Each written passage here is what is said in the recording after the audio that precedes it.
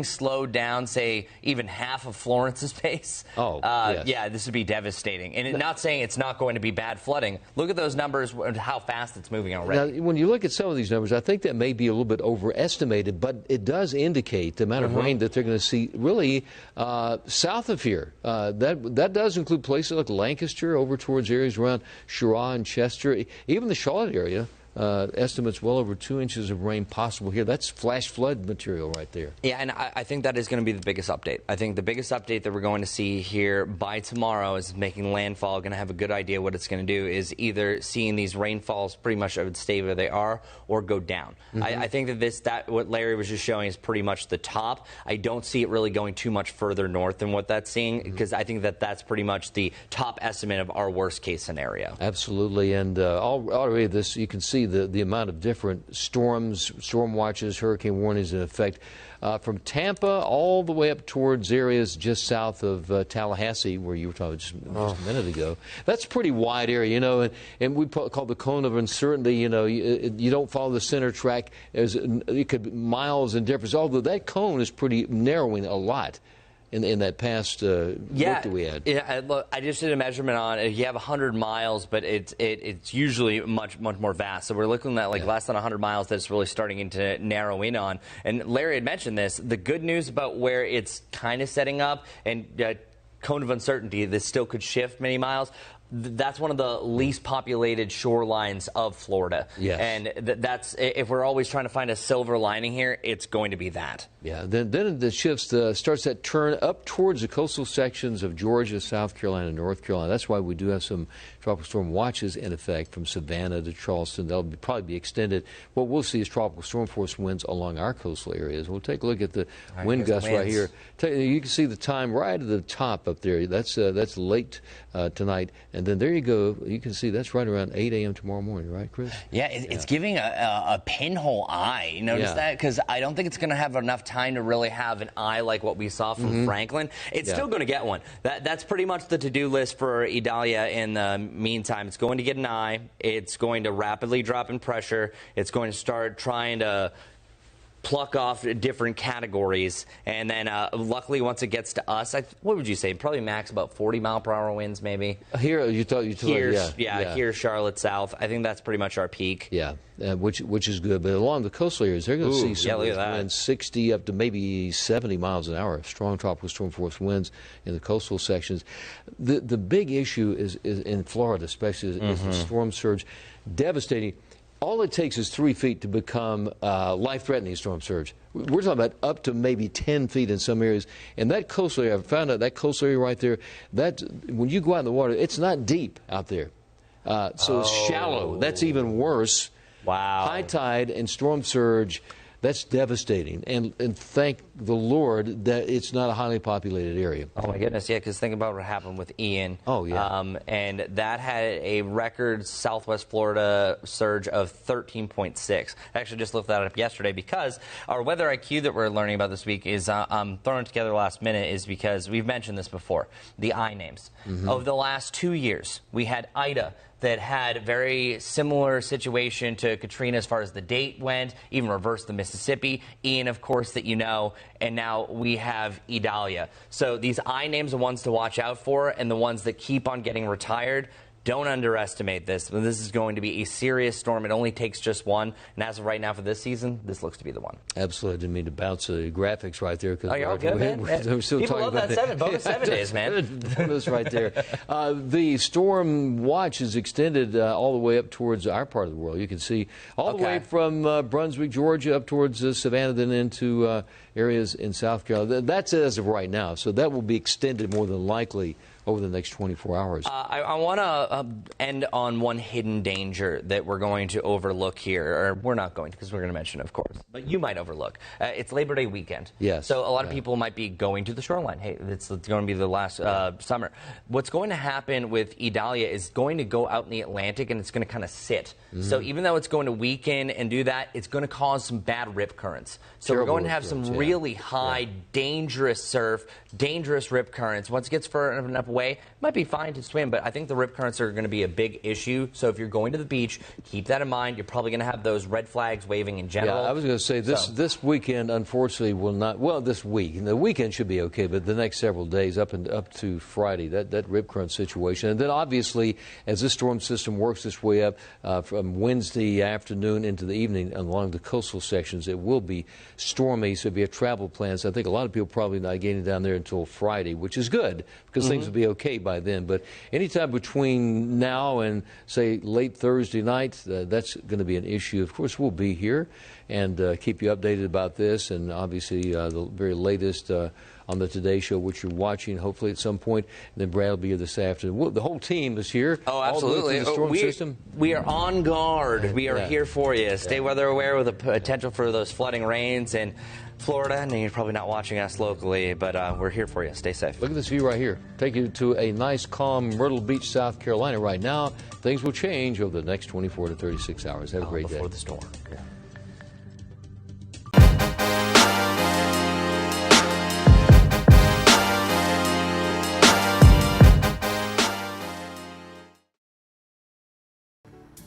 Well, this morning, more than 100,000 students in Charlotte-Mecklenburg schools are getting ready for the first day of class, but it's not without its challenges. The district is short hundreds of teachers, bus drivers, and cafeteria workers with class set to begin just hours from now. Wake Up Charlotte's Shamaria Morrison joins us now. And Shay, this is just one of the challenges Superintendent Crystal Hill is tackling during her first full year as district leader. Yeah, that's right. And it's actually a pretty big challenge. We know what that operational staff means to make sure CMS is running good. You think about your bus drivers, cafeteria workers, custodians. Those are all people who they need in place to make sure that the first day of school goes without a hitch. What they do tell me is that these shortages that they're suffering right now, it won't greatly disrupt the first day of school. Students should be okay, but we know what it means when you don't have enough bus drivers in certain areas. We saw this happen in a lot of places all over the country. There are some school districts that are paying to see if parents can take their children to school. We also saw in other areas like Kentucky, for example, students who didn't have bus drivers and students who didn't get home till 10 p.m. on the first day of school, they also had to stop school for a little bit. CMS says this is not the case for them. They've actually had to make some of those situations that are unpopular for some in the community. For example, express bus stops. That's where some of their magnet school programs, well, they'll actually be reducing the bus drivers and bus routes that are going to that. Take a listen from the COO of the district on why this was a smart choice to make. I would remind people that if we had not shifted to, made some shifts, especially with the express stop service, instead of being 30 drivers short, we'd be more like 180 to 200 drivers short right now. And they're also short cafeteria workers, a lot more than they were last year, 156 shortages, and this is not equal across all the schools, but CMS says they are trying to recruit people. They have bonuses for some of these positions. Most of those positions do start at about $15 an hour, and they said they're going to continue to recruit through the entire school year. For Wake Up Charlotte, I'm Shamaria Morrison.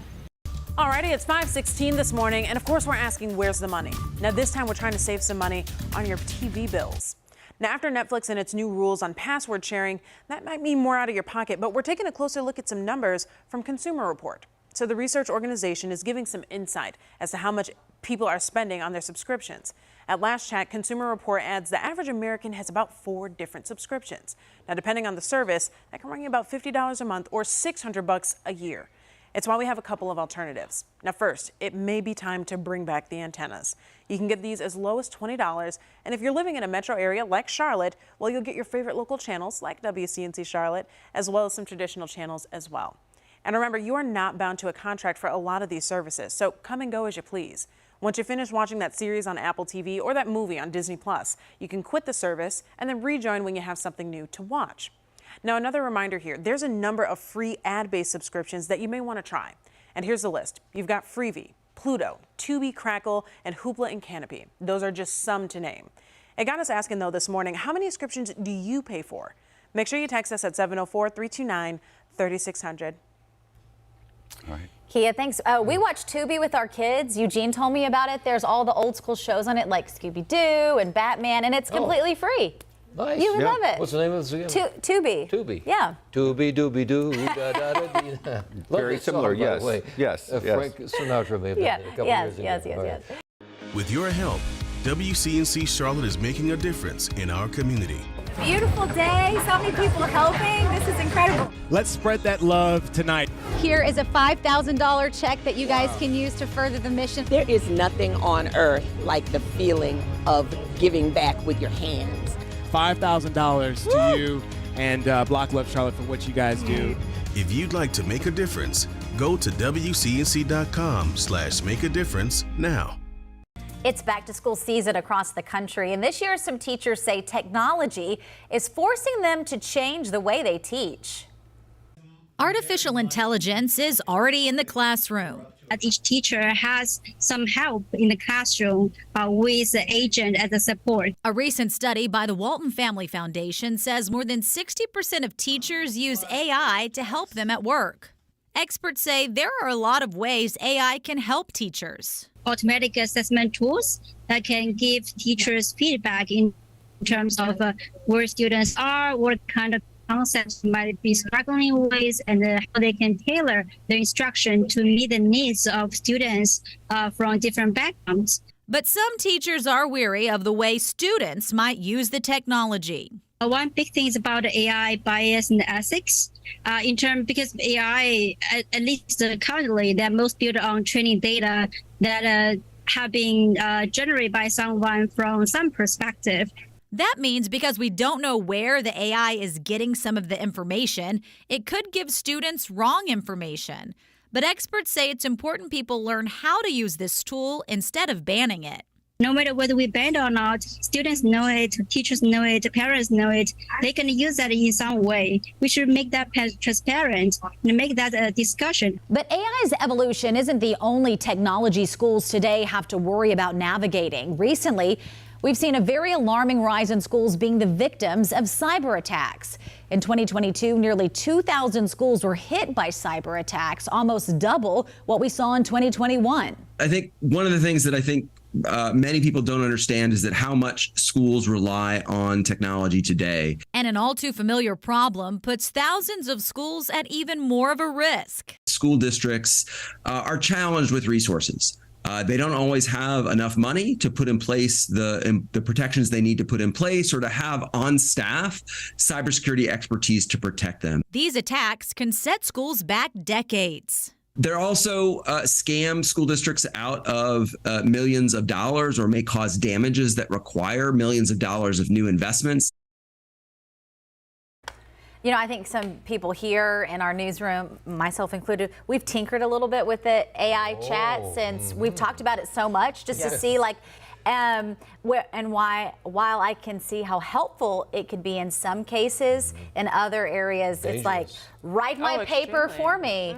Here's the information. But a lot of times that info is wrong. So hopefully, I mean, teachers are able to, pick up on it. Not that they don't have enough on their plates. I think there is a software that they're trying to use that will detect was this written by AI or not. Today, Charlotte's Megan Bragg is getting a look behind the scenes at CMS transportation workers preparing for the big day.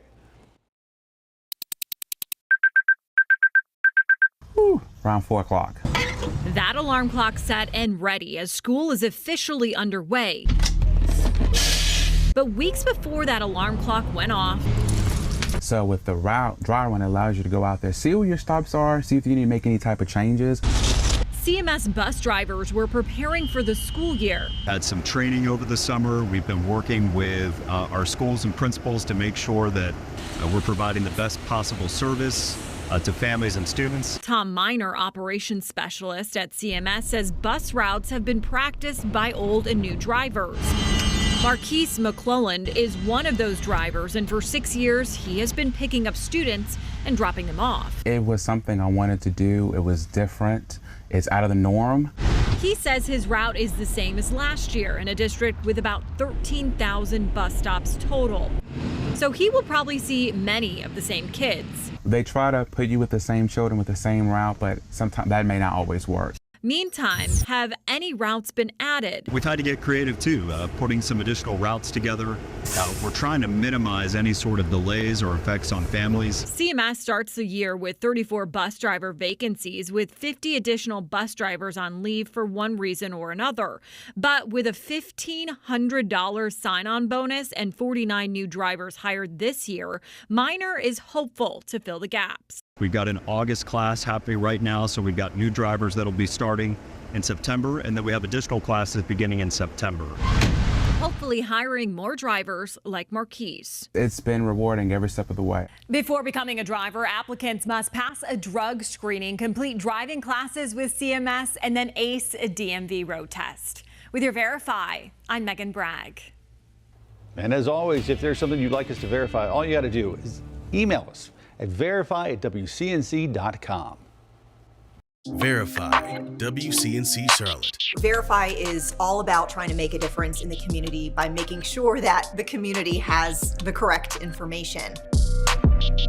This is what we know, and hey, this is what we don't know. Sometimes you're actually surprised by the answer. Verify the difference. Verify is a great way to combat that misinformation, making sure that people know the process of the reporting.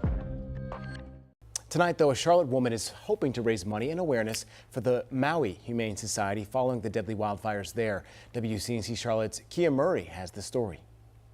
They need money. They need supplies. Charlottean Samantha Ahrens is working to make a difference for thousands of animals in Hawaii. The former Hawaii resident is teaming up with the Maui Humane Society to bring awareness to the growing need in the wake of those devastating wildfires.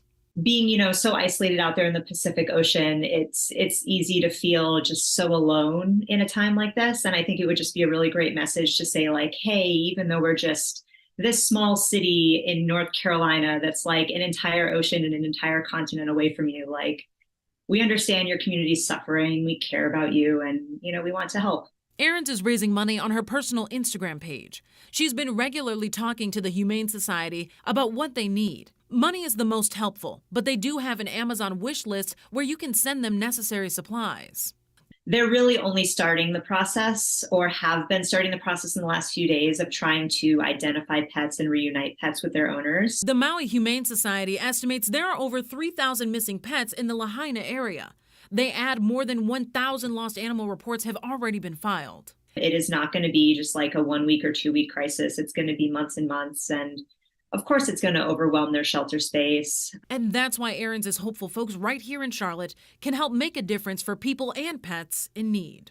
Giving people who have literally just lost everything the chance to be reunited with their pets is like a gift of a lifetime right now. I'm Kia Murray, WCNC Charlotte. If you want to make a difference for the Maui Humane Society, we have links where you can donate inside the WCNC Charlotte mobile app. Yeah, there's so many different ways for folks to give. Welcome back. Ready to smile? At 11 years old, you might not know what you want to do with the rest of your life. I know I didn't, but this little girl does. Hannah Rue, that is her. She definitely knows. Yeah, her goal is to inspire others to reach for their dreams. As you can see, she is living one of her dreams here. WCNC Charlotte's Sarah French takes a look at how this young dancer is making a difference and motivating others along the way. Well, I would want people to know that even though I look different, I'm just like you. So Hannah is a spunky 11-year-old. Hannah's mom, Katie, says her daughter was born missing both legs as well as part of one arm. When we first found out, it was a big shock.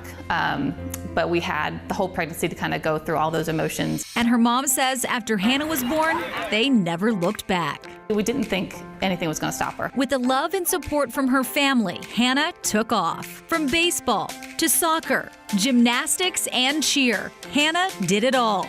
But dance became her passion. I feel like dance is like a stress reliever, because sometimes after school I'll have like a stressful day, and then I'll come to dance that night and just like let all my feelings and emotions out, and it, like I forget about everything around me, and I'm just like in the moment. At Steps in Motion Dance Studio, Hannah says she feels at home.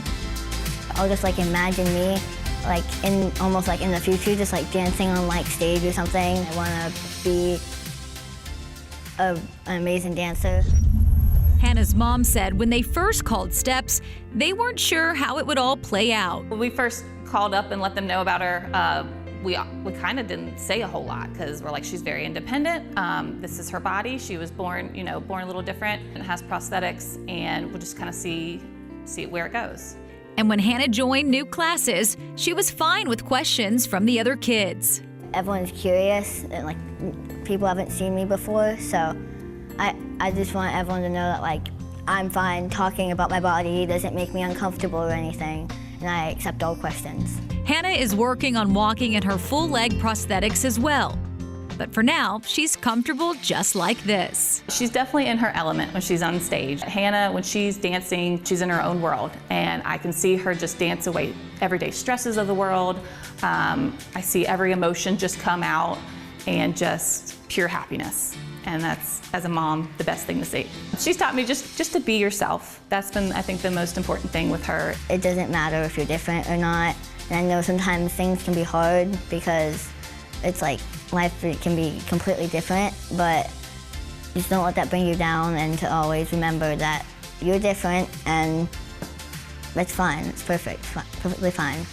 Hannah encourages all of us to embrace what makes us unique, pursuing your passions along the way. For WCNC Charlotte, I'm Sarah French. Hey everybody, Chief Meteorologist Brad Penovich here. Okay, we're going to solely focus on Idalia today. Idalia is definitely the one storm we're going to focus on just because everyone's talking about it, but I will hint a little bit at the flooding risk for the Carolinas because of the stalled front, because they are now all kind of a little bit connected. So let's get right into it.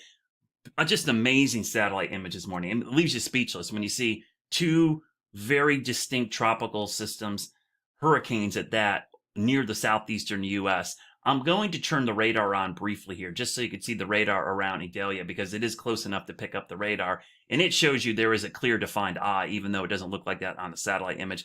This is Franklin, obviously, getting a little weaker, believe it or not, but it was borderline Cat 5 yesterday. It's a buzzsaw. I mean, the circulation around it, I mean, you can even see some of these clouds wrapping all the way around, perfectly symmetrical. That's a healthy tropical system. That's why when you look at Idalia this morning, it looks much healthier. What do I mean by healthier? Well, you could see the banding features have wrapped around the west side. We've got this big band on the east side. The outflow is expanding in this direction, expanding in this direction. So it's much more symmetrical. The more symmetrical or even shaped the storm is, the stronger it is. You can see on the visible, we're not seeing that eye yet, but it's clearly there on the radar. So if there's the center right there, seeing some spiral rain bands moving north and over the Carolinas, not to be left out, even though these systems aren't directly impacting us, we've got stalled fronts and we've got a mess of rain and more storms, so likely more flooding today. Let me quickly show you the tracks of these two systems. I will turn off the satellite image here just briefly there to make it a little bit easier, but this is the track moving towards the Big Bend area of Florida early on Wednesday morning, and then moving up here, and we'll get into this, maybe stalling off the East Coast. There's the track for Franklin, long gone. So what is steering all this? Well, there's actually some pretty clear evidence on what's going on here. When we look at the water vapor loop here, you see this trough digging in here over the U.S. We've got high pressure over here. This flow of air is like this, so it's picking up Idalia, and the high pressure is helping to push. What's interesting, why we're seeing the stall possibly off the coast here, is this picks it up, but then moves out and then leaves it behind. Now, I'm going to show you some of the ensemble data, which I like showing. I'm going to move my head up here just out of the way. But this is always a really good graphic that Tom puts together here. I'm going to move the map up here so it's just a little bit easier to see. There we go. So these are all of the models, not just one single model. We call it an ensemble. So you can see the trend has been very tight here. We've got good data now. But offshore, you see this mess out here, right? People go, what is going on there? Is it going to recurve? When you see that in the model guidance, that is the model telling you the steering currents are weak. Basically, there's nothing moving the storm. So you get erratic looking formations on the model guidance. So for all these like loops back, that's really probably not going to happen. It's probably just likely that's going to happen. What it's really telling you is that it doesn't know. It's going to be meandering out there. So there's a chance it could stall offshore. Now, how far that happens, it looks pretty far. And if it does happen, it would be a really raise for bus drivers, along with a $1,500 retention bonus. I don't know what the General Assembly is going to do. One of the biggest problems we have is that we are waiting for the legislature to work to pass this budget. I know that many of these legislators sitting here really do want this budget passed and want the leadership to call them back to pass it. But we thought that we would get some firsthand information from you about and I'm sure the joys that come with driving a school bus, but also the challenges that you are facing, which I know are numerous right now. So I guess the first question I would ask is, tell me some of the good things and the bad things that are going on right now with you in what you're trying to do with driving the bus. And I'll start with you, sir, if you want. My name is Jabbar Duncan. I'm the operations director here at CMS. Some of the joys that I experienced is just the satisfaction of transporting students to and from school safely, but also being able to support my family, but also be able to provide a welcoming and safe environment for my drivers here at CMS. Hi, I'm Margaret Dixon. One of the main joys for me is meeting the different personalities of the children. That's basically my main focus, and getting them to and from school safely. I mean, I really love my job, so I can't say there's anything that's bad about it. Of course, you know, it's always talk of money. Everybody needs a little more money. Other than that, that's pretty much it. I would bet that higher pay would probably attract and keep more bus drivers in the system, when you think, from talking to some of your fellow drivers. Yeah, that's true.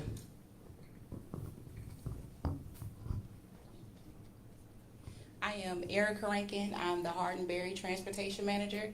I work with all of our drivers here on the Wilkerson lot on the Hardin side. My joy is to be able to see the buses get here and they roll out on time every morning. I definitely love seeing our kids' faces, seeing our buses roll in. Our drivers are happy. They get into the schools and they roll and make everything happen. So I appreciate my drivers every day. What are some of the challenges that you're seeing right now? As of right now, we do have a few challenges just with our express stops.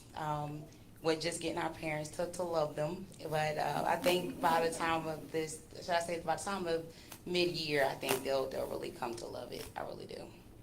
Yeah, I know that part has been challenging. What else are you hearing from, and let me go down the line too, because I'm... Well, good morning, everybody. My name is Marquise McClelland. I drive for the Metro Transportation side. Just like Ms. Rankin was saying, she's a supervisor for the Hardin side, but I represent the Metro Transportation side.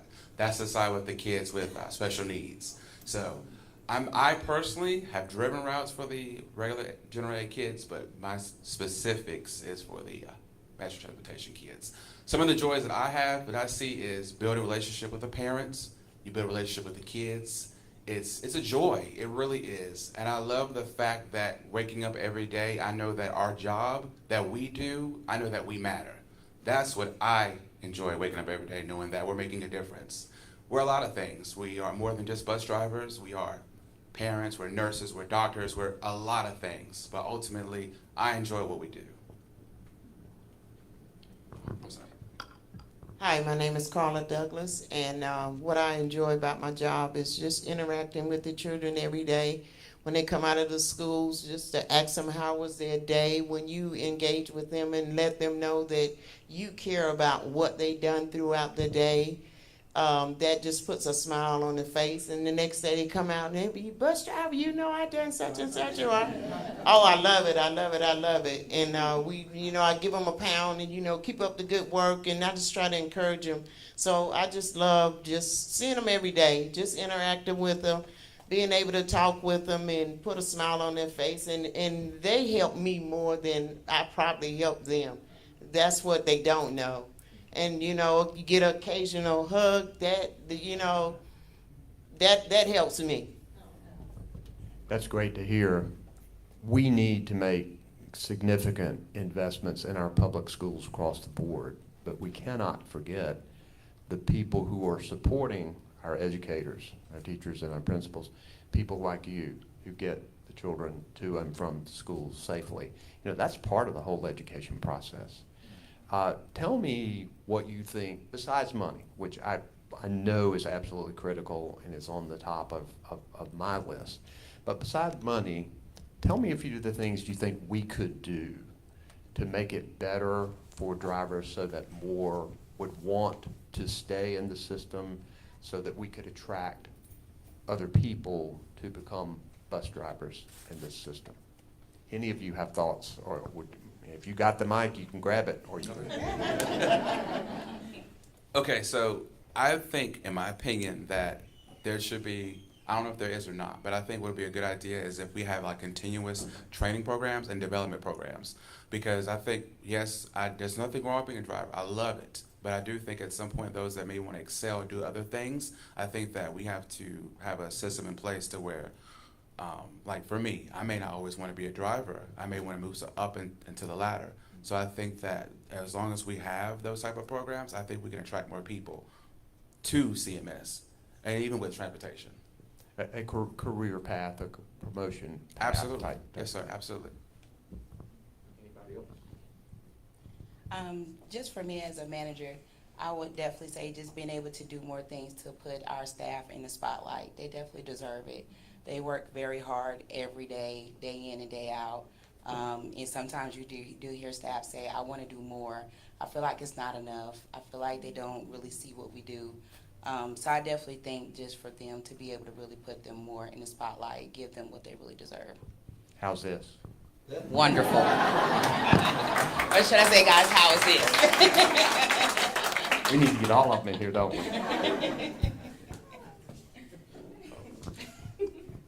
For me, it's just about giving them additional resources.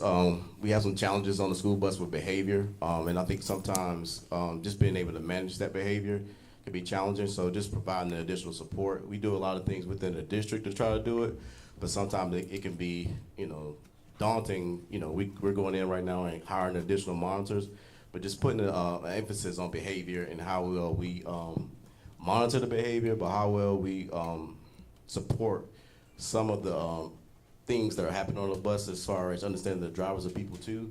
And we also need support from the school as well as partnering with the community about how to support our drivers do their job. Tell me just one discipline and how you guys handle it in the training process, because we know discipline is important in the classroom and it can interrupt education. Discipline on a school board can interrupt somebody's safety, and both are important. But maybe talk a little bit about the training that you guys have and what you do talking with each other to try and deal with it, which I know can be challenging. Yes, sir, Governor. The training process now for drivers is about a 52-day turnaround from the time a driver or a person would come in and apply with the district until they actually can get on the road and transport students. We do spend at least 2 weeks of that time with, we have driver trainers hired specifically in CMS that train the drivers, not only on pre-trip inspections and the inner workings of the bus, but also spending that time onboarding them on how to deal with discipline problems.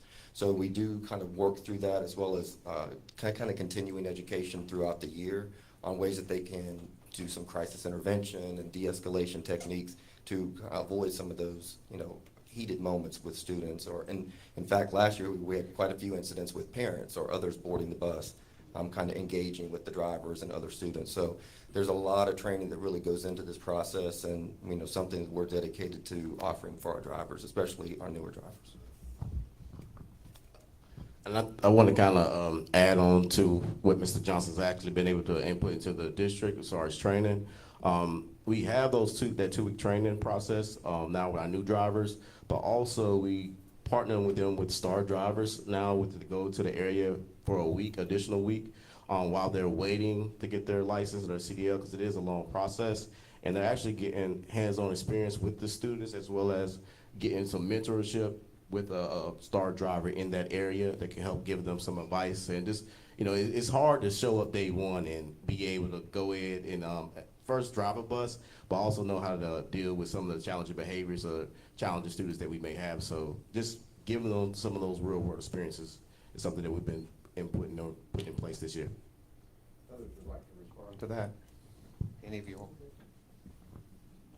Okay. Well, let me say this to all of you. I am deeply and personally grateful for giving your lives to the children of North Carolina and for what you do. It is challenging work to even think about having the safety of, what, how many children on a school bus? 35? 40? 50? 70 people in a school bus, really? Wow, okay. That's to have your hands. That is a daunting challenge. And for you guys to go out there and do it a couple of times a day and to do it on a school day, and plus meeting the challenges of getting there on time as quickly as possible, but as safely as possible, that is amazing. I mean, you deserve all of the credit, and we're really grateful for your service, and thank you from the bottom of our hearts. Let's give these guys a big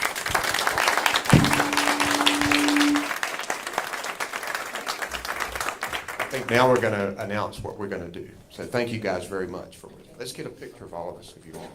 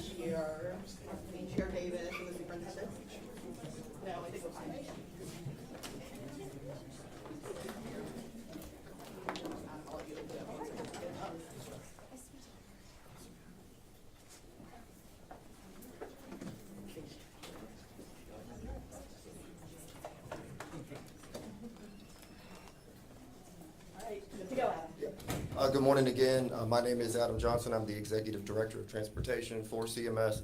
Certainly very honored that all of these distinguished guests have joined us, board members we have here, state officials, and certainly Governor Cooper, just amazing. The governor is someone that I certainly look up to that really invests and supports those of us in public education. The reason we do this is my 27th year with the state. Started out as a school bus driver when I was 19, put myself through college. I know the story, people kind of tell it too many times. But I've invested in this business, and it's so great to have officials that do support the work that we do. It's certainly my honor and privilege at day 2 of our 23-24 school year. It's actually not been too bad for an opening of school as it goes, but also to serve under the leadership of someone I also admire, our superintendent, Dr. Hill. She recognizes the work that we do in operations, that we're here and we get up every day and get behind the wheel of these buses and move these kids. Well, over 100,000 kids that we have assigned here in our district, operating over 836 buses. So we do have the largest fleet in the state. So just very pleased and honored to work under her leadership. So I would like to introduce to you our superintendent, Dr. Crystal Hill. Thank you, Adam, and thank you so much for operating with excellence without exception. We appreciate you. We appreciate you hosting today here at the Wilkinson bus lot. And today, of course, marks our second day of instruction for more than 141,000 students here in Mecklenburg County. Our transportation division is the largest in the state of North Carolina, and we transport students for over 22 million miles each year. Yesterday alone, we operated 836 buses, transporting over 106,000 students to one of our 184 sites. The work of this team is critical to the operations and success of our students. Now, before I introduce our next speaker, I'd like to acknowledge our board chair, Elise Dashew, our vice chair, Stephanie Sneed. We have board members Jennifer De La Hara, board member Lisa Klein, and board member Lenora Sandership. It is now my pleasure to introduce Mr. Eric Davis, Chair of the North Carolina Board of Education. And Eric is just an amazing person, has always been super supportive, and I'm so glad to introduce him. He's not a stranger to the Charlotte area. He is a Charlotte native and a CMS alum.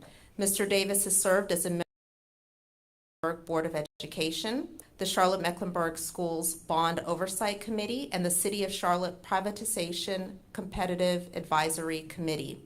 He's also served on numerous boards, including the U.S. Green Building Advisory Council, Charlotte Chapter, and the Charlotte-Mecklenburg Schools Superintendent Standard Review Committee. Mr. Davis earned his bachelor's degree with honors from the United States Military Academy at West Point, New York, and is a professional engineer here in North Carolina. Without further ado, welcome Mr. Eric Davis. Thank you, Dr. Hill. And you know, if there's one thing I've learned about education, it's a team sport.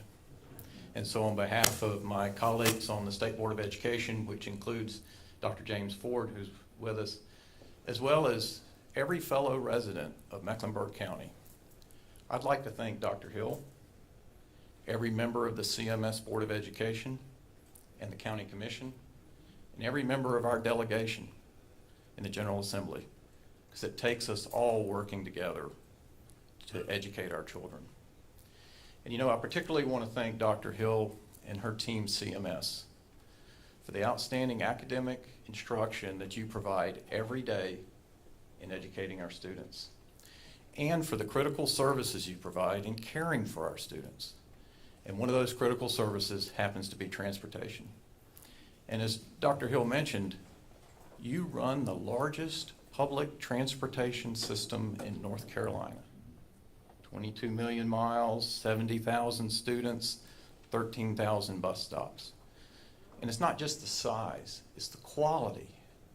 I mean, it's a newsworthy event when an incident happens on a bus, because it happens so infrequently.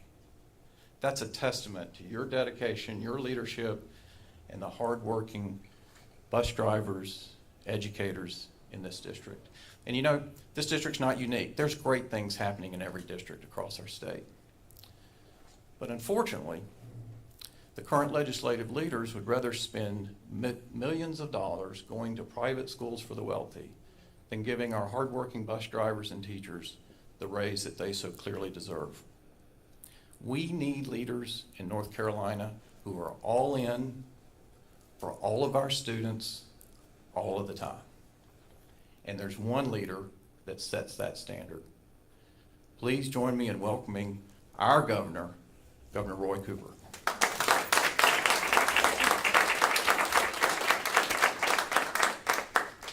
Chairman Eric Davis, your leadership on the State Board of Education has been exemplary, and I know that every day is a battle. I'm grateful for your perseverance and determination and the time that you give voluntarily to help lead our state forward in public education. James Ford, same goes to you. Thank you for your leadership on the state board and all the other state board members. My education staff, two of my leaders here are with me. Jeff Coltrane, my education advisor, is here along with Dyson Person, who is my teacher advisor, a classroom teacher who's working with teachers across North Carolina. And of course, Kevin Monroe, Mr. Charlotte, who runs our Charlotte office, but is also the director of my intergovernmental affairs team. One great thing about coming to the Queen City and the surrounding areas is the fact that you have recognized that success means that we have to have local and state working together. You've got to have different counties working together, and even here you got to have 2 states working together. And the leadership here has recognized that, and I'm grateful. I always appreciate our legislative delegation who are working hard in Raleigh. We have with us Representative Mary Belk, Representative Laura Budd, Representative Nassif Majid, Senator Joyce Waddell, Senator Natasha Marcus, Representative Terry Brown, Representative Wesley Harris, and Representative Carolyn Logan. Have I missed any other legislators who might be here? Let me just say, each one of these legislators is fighting hard and pushing the legislative leadership for a budget, not now, but yesterday, last month, 3 months ago, when we should have had a budget. So I appreciate the work that this delegation is doing. Always grateful for our local school board members. Do believe that is probably the hardest job in state and local government right now. So having Stephanie Sneed and Jennifer Delhara and Lisa Klein and Elise Dashu and Lenora Ship here, really grateful for your leadership and willingness to step up in that arena.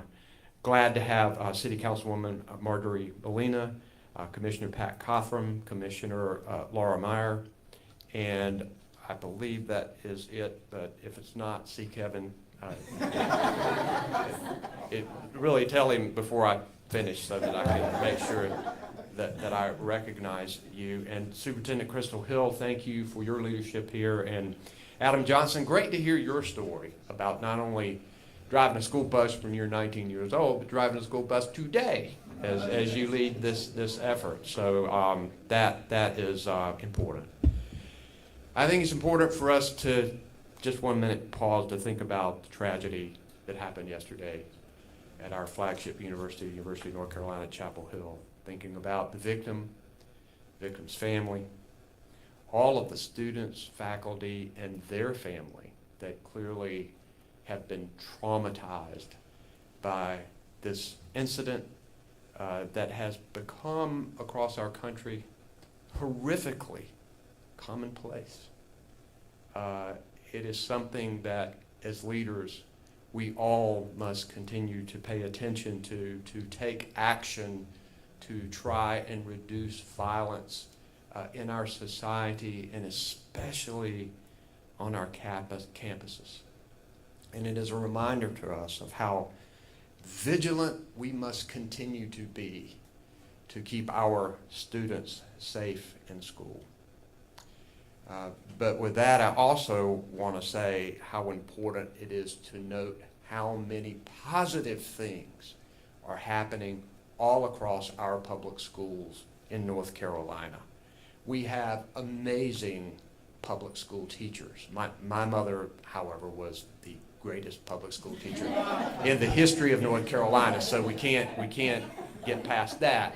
But we have a lot of amazing teachers. We have smart, energetic principals who are leading our schools.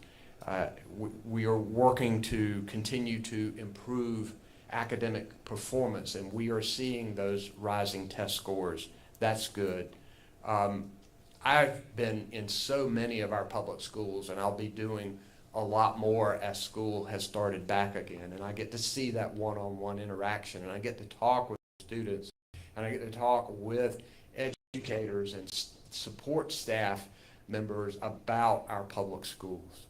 They're doing great things, particularly with what they have, and they deserve our admiration and respect. Yes, we have a lot of improvements to make. Yes, it's pretty easy to sit back and criticize when you really don't know everything that's going on in our public schools and when you really haven't thought it through. But we know that the challenges are great in public schools right now because of our teacher shortage, more than 5,000 teachers. As we wait for a budget, my recommendation was an 18% raise for our teachers. It is important for us to attract and retain the best, and the pay has to reflect what we think. When somebody tells you about what their priorities are, I ask them one question: show me your budget, and I will know what your priorities are. We know that educator pay is an issue that we have to tackle and tackle hard.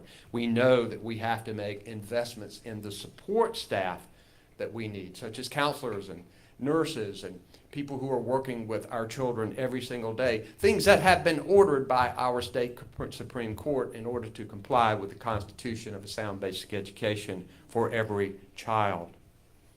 We need investments to help our children with disabilities. And I'm grateful to see the leadership of those who get those children to and from schools. And we know the challenges that are there, but if there's any work that the Lord asks us to do, it is that. And our public schools are doing it. The need for transportation, getting our kids to and from school safely, is critical. But to put it bluntly, we need more well-trained bus drivers to whom we entrust the safety of our children. And to do that, we need to pay them a lot better, and we need to train them faster. It is a challenge right now because there are bus driver shortages all over this state, and they put our school systems at risk. We should have a budget in place to help with this. Unfortunately, we do not. Legislative leadership has determined that other things that they are doing are more important than getting a budget for our state and making sure they are answering those parents' calls to make sure that we can get our children to school on time, to make sure that they have a great teacher in the classroom. Those calls are loud, and we're still waiting for the General Assembly to answer them. We know that we need to pay our bus drivers more, and as I mentioned earlier, I proposed a 9.5% pay increase along with a $1,500 retention bonus, but we also need more trainers for these bus drivers, and a lot of that is done through our Department of Transportation. We need more money, we need raises for them to keep and retain them. And both of the House and Senate budgets that I've seen fall short. We hope that they will do even better as they come out of this conference report. One of the things that I have done is traveled across our state over the last few months, and school boards, I think this one did, have passed resolutions telling them to acknowledge that we do have a state of emergency in our public schools right now, that we have to step up and we have to invest in our public schools, and not, as the chairman said, in private school vouchers that help support millionaires send their children to private academies. That's wrong. When you look at all of this tax money going to these private schools, there's nothing wrong with private schools, but it's tax money that's going away there, and it's taking money away from the public schools. Many of these private schools don't even take children with disabilities, and our public schools take that responsibility. But in dealing with making sure that we get our children safely to school and that we increase the number of bus drivers, we obviously can't wait for the budget.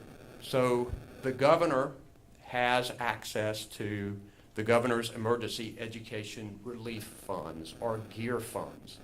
We have invested them across the state, much of it in mental health and in mental health training for our schools. But considering that we don't have a budget, we thought it was so important to make sure that we bolster the training of our school bus drivers to make sure that we can get more of them on the road. So I'm going to be appropriating from that emergency release fund $1 million to establish 7 temporary trainers at the Department of Motor Vehicles to help with bus driver training. We hope the budget will give us permanent positions, but we need them now, so this money will help to hire them. We're going to provide retention bonuses to the DMV trainers that we have now of $3,000 to keep them in the system. We also know that sometimes our trainers have a difficult time getting a school bus to do the training on, because the school buses are out and back and on different schedules, and they need to make sure that they are squared away with getting a school bus to train. So this funding is going to help provide 2 school buses for training school bus drivers. And we're also going to purchase, and we're told this is a need that they have, that they don't have right now, but safety coats for bus driver trainers, so we make sure that we can see them. This obviously is far short of what we need, and we're waiting for a budget.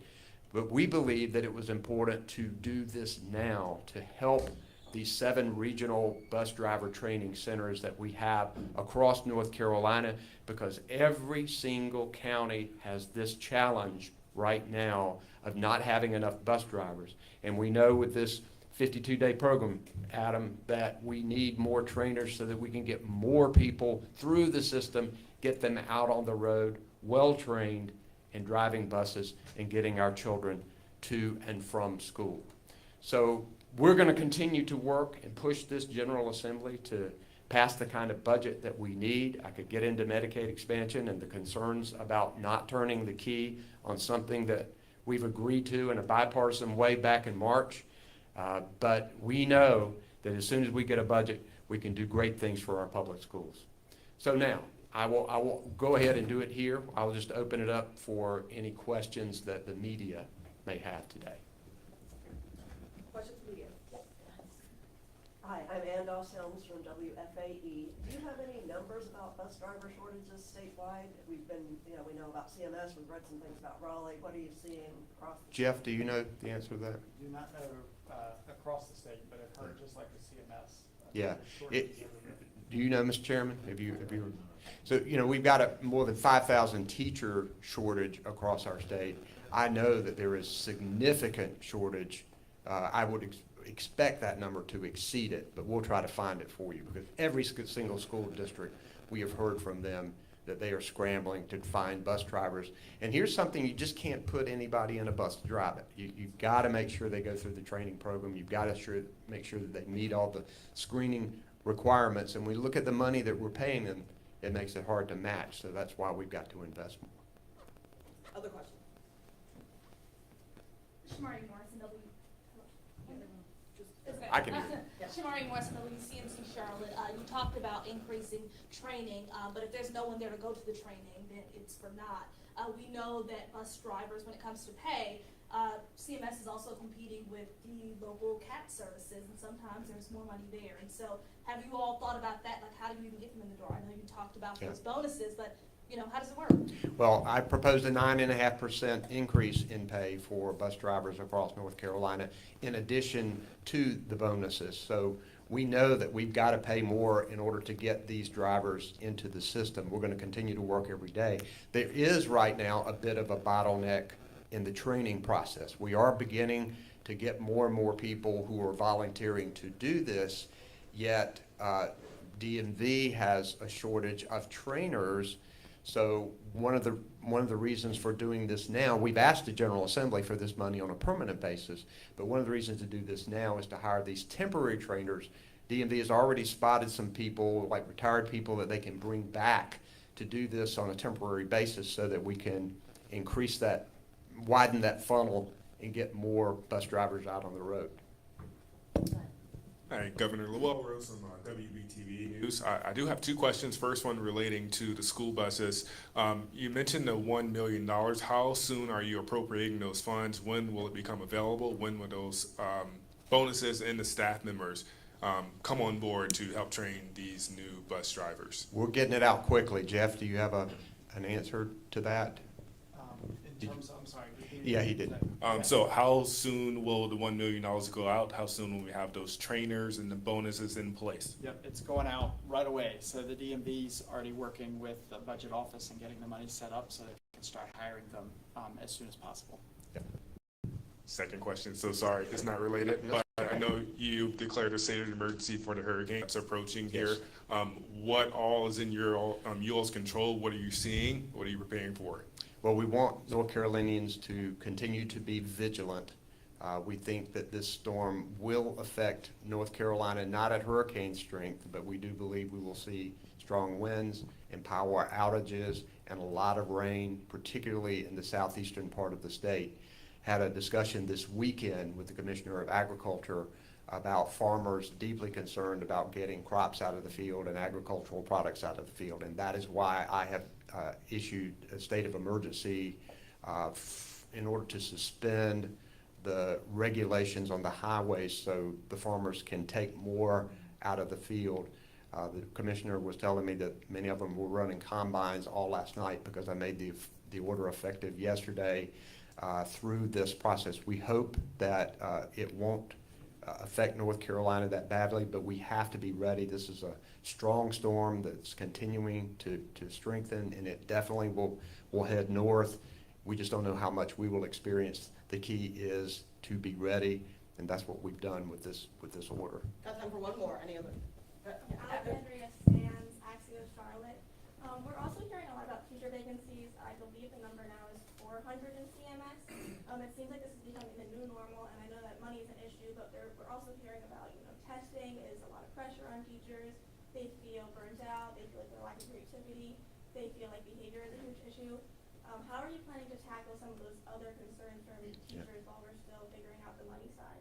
Yeah, well, obviously investments in our teachers and making sure that their pay is raised significantly is going to be critical in attracting and retaining. But also raising that level of respect and support for our teachers is a critical part of that. One of the things that I've been talking with the business community about is continuing to echo the good things that are happening in our public schools right now and giving our public school teachers credit for those good things. A lot of workforce training is going on in our public schools right now that the businesses are benefiting from. We're also working very hard to give our teachers the support staff that they need, which the General Assembly has pretty much ignored. My budget completely funds the plan in the Leandro lawsuit, where the state of North Carolina has been ordered to make investments in our public schools. This will help teachers because it takes a lot of the load off of them. Many teachers see children that they know have emotional behavioral problems, mental health issues. They need help with treatment for those students instead of the burden falling back on those teachers. We need to give these teachers the counselors, the support from nurses, the mental health support that they need, along with professional education and training, just like all professionals should have. There is a long list of investments that we need to make that will make teaching a better experience. I am so grateful for our public school teachers who are fighting through all of these challenges that you just talked about and are continuing to serve our state. But until we tackle them, it's going to be hard to recruit more of them. We need to pay for their education. We need to pay for the 4 years that a teacher goes to college and expand the number of scholarships that we're giving to attract teachers. If we'll pay for 4 years of their education, if you'll agree to give us at least 4 years in the classroom. Our teaching fellows, I was on the very first interview panels, and I looked at our teaching fellows scholarships. We were getting the top of the class to agree to be teachers in our schools. We got to bring those things back, emphasize them, publicize them. I could talk to you about it all day. But you got any more? Let's just make sure. We got Governor Cooper, you vetoed Senate Bill 49. CMS, one of the first districts to start to implement some of the policy. Yeah. They've said that they're that the students still feel included. What's your message to parents who are starting to turn in those applications for getting their students? The schools have always wanted parental involvement, and I think it's critical to continue to foster that. We just got to make sure that we don't pick on vulnerable children and discriminate against them. And I know that we're all going to continue to work together to do that. Thank you guys very much. I appreciate it.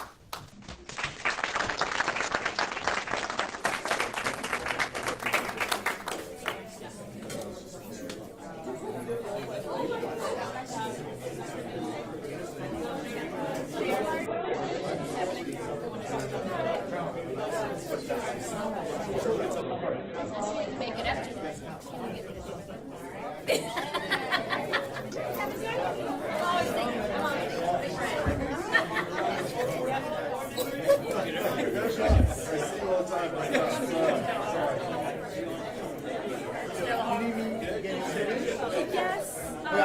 right here.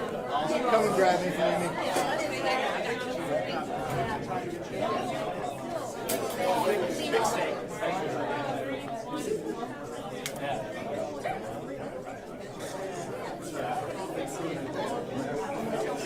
me.